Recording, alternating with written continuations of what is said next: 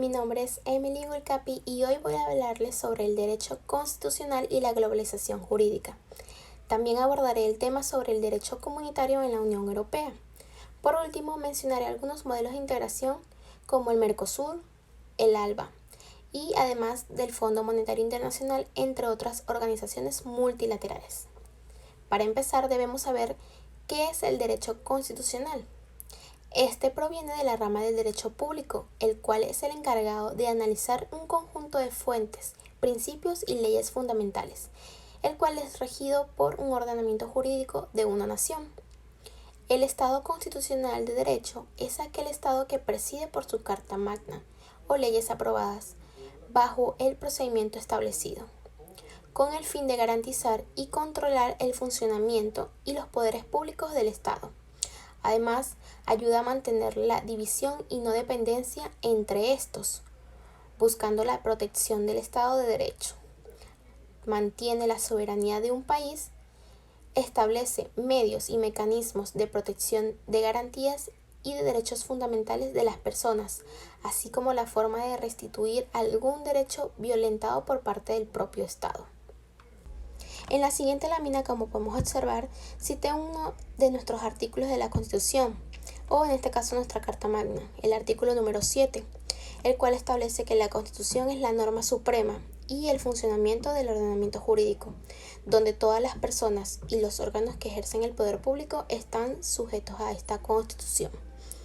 Por otro lado, tenemos el tema de las fuentes del derecho constitucional, el cual estas varían según el ordenamiento jurídico que tenga cada país. Las más habituales que podemos mencionar son las fuentes de derecho directo constitucional. Están regidas por la Constitución, las leyes, los tratados internacionales y las cumbres. También tenemos las fuentes indirectas del derecho constitucional, que serían la jurisprudencia, la doctrina y el derecho comparado. Características del derecho constitucional, las cuales son las siguientes. Pertenece a la rama del derecho público, el cual regula las relaciones entre el Estado y los particulares, cuando estos últimos actúan en sus potestades públicas. Protege el Estado de Derecho, vigilando el cumplimiento de lo contenido en la Carta Magna o en la Constitución del Estado. Posee principio de soberanía popular. Es el derecho que tiene el pueblo de elegir sus leyes y sus gobernantes. Resultado del poder constituyente. El pueblo lo ejerce directamente o a través de sus representantes. Globalización jurídica.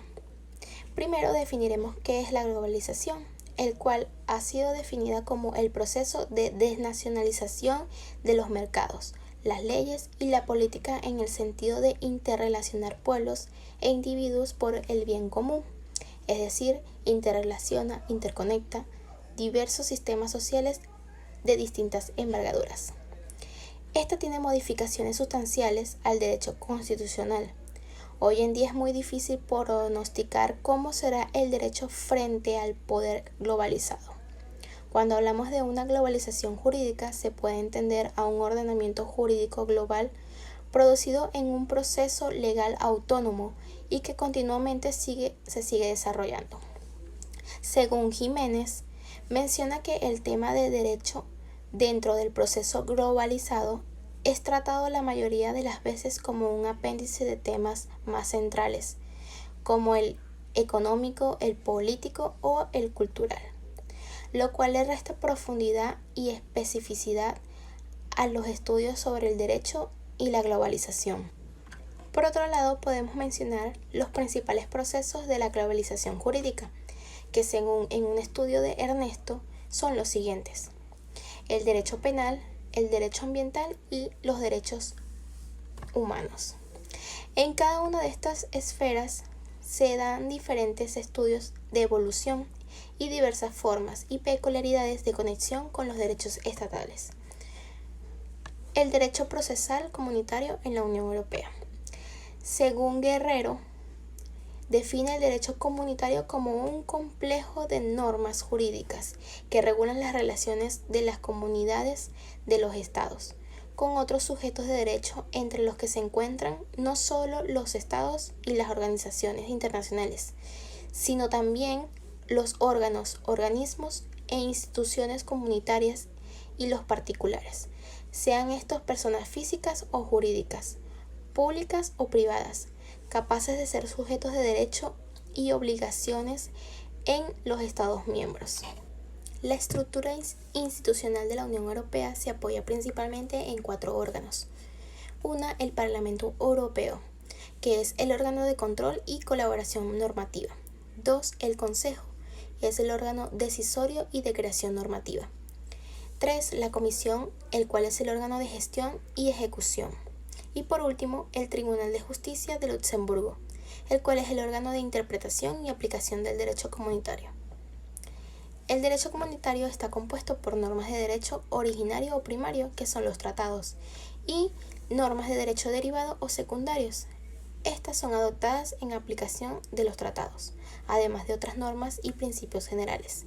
Sin embargo, la naturaleza, el carácter vinculante y los efectos en los ordenamientos nacionales de estas han sido definidas fundamentalmente por el Tribunal de Justicia a través de una larga y consolidada jurisprudencia. Derecho originario o primario es el ordenamiento jurídico recogido en el Tratado Constitutivo de la Comunidad Económica Europea y en sus posteriores tratados de reforma. El derecho derivado o secundario es el creado por las instituciones comunitarias, como el Consejo de la Unión Europea con participación del Parlamento Europeo en determinados casos. Este lo integran los reglamentos comunitarios, las directivas comunitarias, las decisiones, las recomendaciones y los dictámenes. En cuanto a la aplicación del derecho comunitario, es preciso decir que depende de un juez nacional, que se convierte así en juez ordinario del derecho comunitario, teniendo la obligación de asegurar la plena eficiencia del mismo. En consecuencia, son los juzgados y tribunales nacionales quienes deben asegurar el cumplimiento y los principios del derecho comunitario, conforme a los cuales se han de resolver los conflictos entre normas comunitarias y normas nacionales. Ahora mencionaremos algunos modelos de integración, como la Comunidad Andina, el cual es una organización internacional que cuenta con diversos órganos e instituciones que integran el sistema andino de integración, cuyo objetivo es alcanzar un desarrollo integral, equilibrado y autónomo mediante la integración andina, con un proyecto hacia una integración sudamericana y latinoamericana. Las normas de la Comunidad Andina confieren derechos y obligaciones no solo a los países miembros, sino también a los ciudadanos y a las empresas. El derecho andino forma parte integral de un ordenamiento jurídico de cada uno de los países de la CAN, los cuales son los principales responsables de aplicar correctamente las normas comunitarias. Por lo tanto, los ciudadanos tienen derecho a exigir ante las autoridades nacionales y ante las instituciones subregionales que se cumplan los derechos y garantías conferidas por el ordenamiento jurídico de la CAN. Los derechos andinos se encuentran consagrados en el ordenamiento jurídico de la Comunidad Andina, que comprenden el Acuerdo de Cartagena y el Tratado del Tribunal de Justicia de la Comunidad Andina, las decisiones adoptadas por el Consejo Andino de Ministros de Relaciones Exteriores y por la Comisión de la Comunidad Andina, las resoluciones adoptadas por la Secretaría General de la Comunidad Andina, los convenios celebrados por los países miembros en el marco del proceso de integración subregional. En caso de contradicción entre una norma nacional y una contenida en el ordenamiento jurídico andino, prevalecerá esta última, en virtud del principio de primacía del derecho comunitario. Mercado Común del Sur, o también conocido como Mercosur. Es un proceso abierto y dinámico. Desde su creación tuvo como objetivo principal propiciar un espacio común que generara oportunidades comerciales y de inversión a través de la integración competitiva de las economías nacionales al mercado internacional. El derecho comunitario del Mercosur es la estructura jurídica mediante el cual funciona el Mercosur. En sentido amplio, estos combinan los clásicos tratados, protocolos y declaraciones de derecho internacional con normas propias obligatorias dictadas por los órganos decisorios del bloque. recomendaciones no obligatorias dictadas por los órganos auxiliares e incluso acuerdos de concentración social regional.